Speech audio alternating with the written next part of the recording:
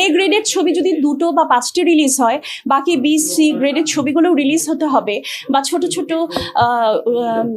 ক্ষুদ্র ক্ষুদ্র অ্যামাউন্ট দিয়ে যারা কাজ করছে, একটু কম বাজেটের ছবিগুলো, ওগুলোও যেন চলে সেই ব্যবস্থা উনি রাখতেন। যেটা এখনকার আর্টিস্টদের মধ্যে, আমি কারোর নাম বলছি না, বলছি আমিও এর মধ্যে পড়ি, আমারও উচিত হয়তো এই নিয়ে দৌড়াদৌড়ি করা, কাজ করা, হয়তো আমরা পারি না।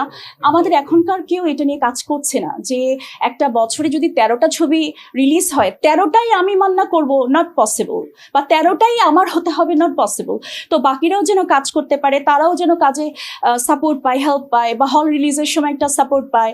এই জিনিসটা আসলে আমরা যতদিন না একত্র হতে পারবো, সবাই একজন আরেকজনকে সাপোর্ট করতে পারবো, বা সবাইকে অ্যাপ্রিসিয়েট করতে পারবো, আমরা কোথাও যেতে পারবো না।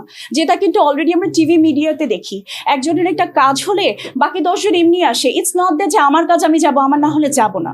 তো এই জিনিসগুলো আমাদের হয়তো অ্যাডপ্ট করা উচিত।